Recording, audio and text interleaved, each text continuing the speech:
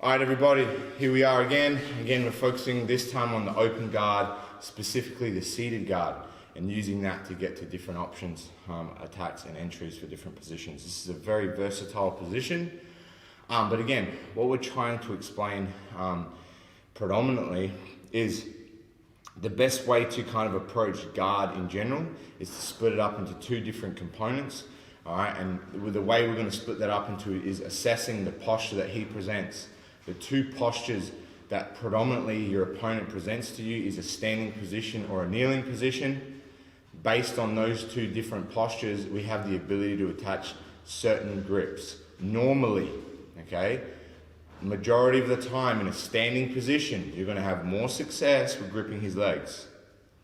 Normally, in a kneeling position, the majority of the time, you're going to have more success with gripping the upper body. The upper body is the arms, the head and neck and shoulder line.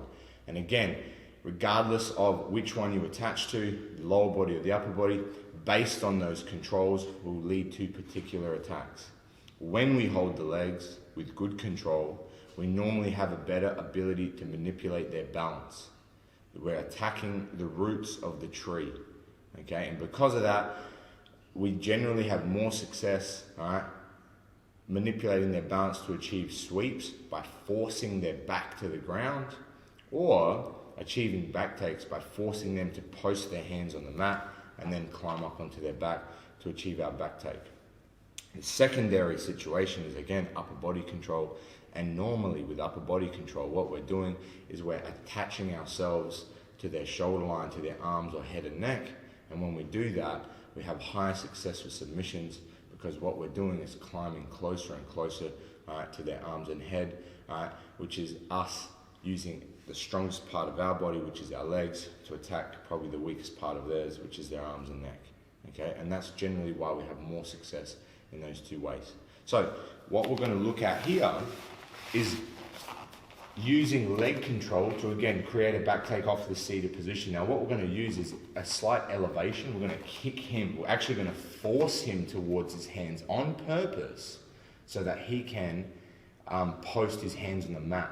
And now that he can't use those arms to control or stop or inhibit your movement, right, you're going to keep forcing his weight into those arms, and then eventually we're going to climb up onto his back and secure our back take. So again, remember, we're in that seated position. And again, off of this single leg control, the single leg guard, we're going to find normally if he's moving into us or to either side to pass that leg. So as he's moving around, all right, and I capture his leg, we're starting to get this control. Now, what happens here is there's two ways he can commit his weight also. One of the ways was him like kind of moving away from us, which gives all the weight onto that leg, and this leg's super light. All right.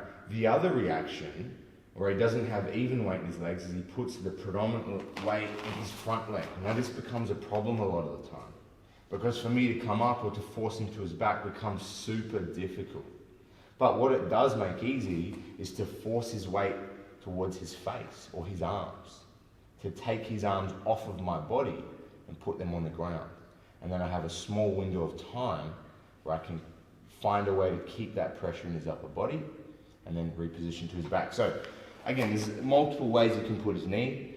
Sometimes you're going to even fall all the way onto his back, all right? It doesn't really matter so much. What I'm going to do here, before he's able to slide his knee down into the ground or anything like that, what I'm going to do is use my inside leg here to kick the base of his spine. And where I'm forcing the base of his spine is directly through the top of his head.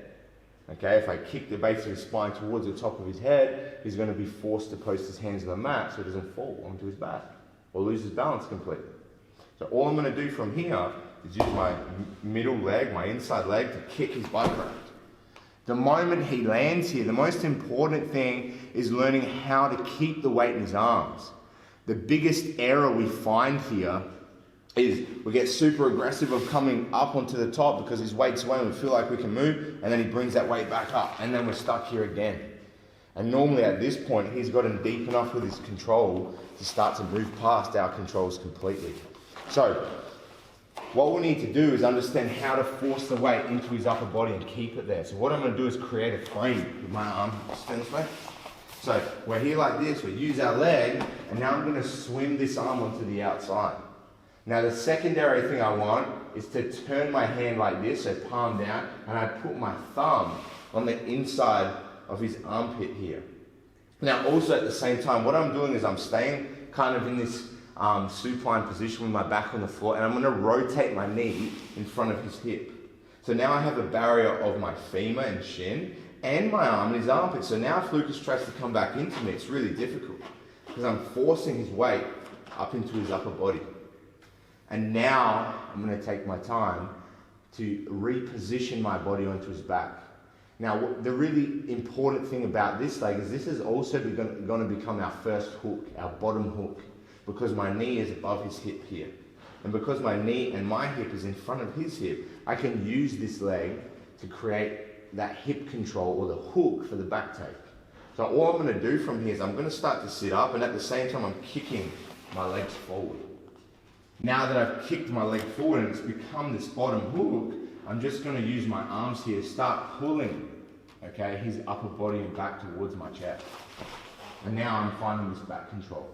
I use my arms to create my seatbelt, I secure my second hook, and now again I'm ready to attack and finish here off of my back take.